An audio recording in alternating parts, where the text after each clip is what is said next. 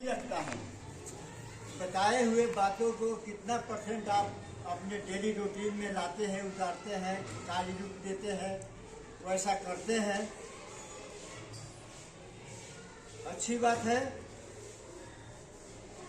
कि आप सुनते हैं और उस काम को, बात को आप अमल लाते हैं। अच्छा बनने के लिए, अच्छा करने के लिए ये सारी बातें जरूरी है।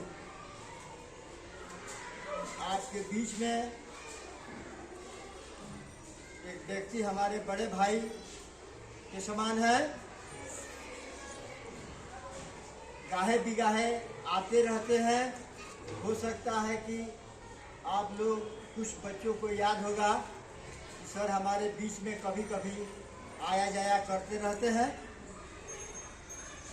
आज पठन पाठन से संबंधित, विद्यालय से संबंधित, सरकार की जो भी पठन पाठन के क्षेत्र में, शिक्षा के क्षेत्र में जो कुछ कार्यक्रम हो रहे हैं,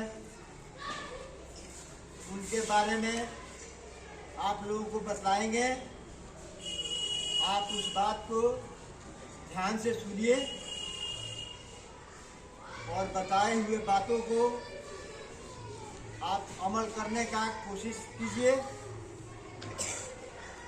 आपका ज़्यादा समय ये नहीं लेंगे। 10-5 मिनट में सारे बिंदु पर बात हो जाएगी और उस बात को आप ध्यान से सुनेंगे। Thank you.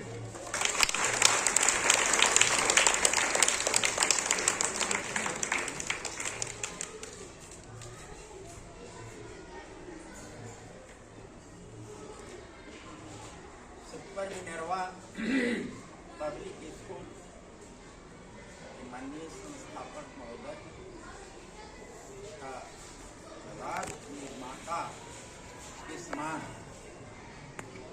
इस विद्यालय के शिक्षकगण और भारत के भविष्य खड़े सामने बच्चे और बच्चियां, इस विद्यालय परिवार के स्वर्णिम भविष्य हार्दिक शुभकामनाओं के साथ मैं आपसे कुछ बातें करने बच्चों, आप लोग नेताजी सुभाष चंद्र बोस का नाम सुना है? नेताजी सुभाष चंद्र बोस जी का नाम आप लोगों ने सुना है? जी, तो नेताजी, हाँ थोड़ा सा और सभी विद्यार्थी आप लोग करेंगे साइड में। ठीक है, बहुत बहुत धन्यवाद। नेताजी सुभाष चंद्र बोस अपने देश से गुलामी से आजादी दिलवाने वाले एक महान नेता थे और उन्होंने सोचा था कि जब देश आजाद हो जाएगा तो हमारे देश के बच्चों की जो पढ़ाई होगी वो मुफ्त में होगी। एक पैसा भी अभिभावक को देना नहीं पड़ेगा। सरकारी व्यवस्था के तहत तमाम बच्चों की पढ़ाई नीचे से लेकर के ऊपर तक होगी, यानी केजी से लेकर के पीजी तक की पढ़ाई मुफ्त किया जाएगा। ये नेताजी सुभाष चंद्र बोस जी का सपना था। परंतु बड़ी दुख के साथ कहना पड़ रहा है कि सरकार आजादी से लेकर आज तक इस तरह की व्यवस्था कर रखी है कि सरकारी विद्यालयों में पढ़ाई नाम मात्र का माने नाम के लिए है, होता ही नहीं। मजबूरन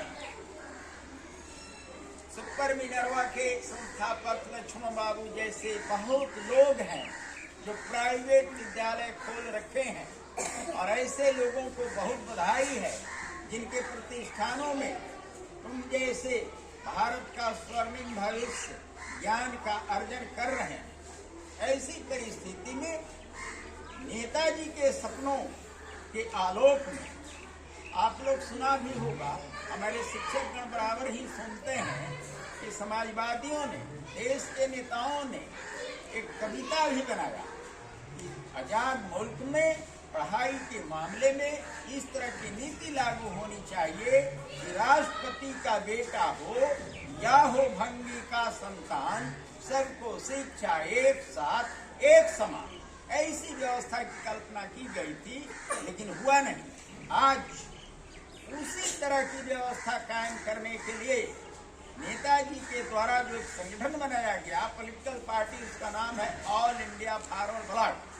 वो पार्टी पूरे देश में, बिहार में एक आंदोलन चला रही है कि आप जैसे विद्यार्थी जो प्राइवेट विद्यालयों में पढ़ रहे हो, तुम्हारे गार्जियन को अपने पॉकेट से कर्ज लेकर या कमीनी से कहीं से एडजस्ट करके फीस देना पड़ता है। इन फीसों को, पढ़ाई का जो फीस है, पढ़ाई की किताब का जो खर्च है, जैसे जो सरकारी विद्यालयों में जितनी सुविधाएं दी जा रही हैं, वो तमाम तरह की सुविधाएं निजी विद्यालयों में भी दी जाए, ये लड़ाई लड़ी जा रही है।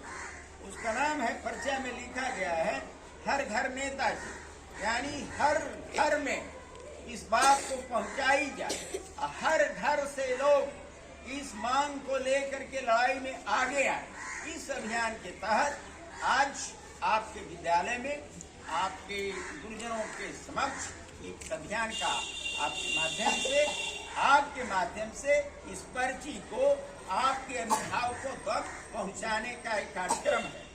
थोड़ी ही देर में ये पर्ची आपके हाथों में थमाई जाएगी और आप इसे फाड़ेंगे नहीं, ले जा करके अपने अभिभावक को देंगे। इसमें और चीजें हैं, मुफ्त दवाई की भी बात है, मुफ्त पढ़ाई की भी बात है, लेकिन खास तौर से आपके अभिभावक तक ये पर्ची पहुंचने के लिए आपको एक माध्यम बनाया जा रहा है। इन्हीं शब्दों के साथ मैं चाहूंगा कि बच्चों के हाथ में पर्चा है।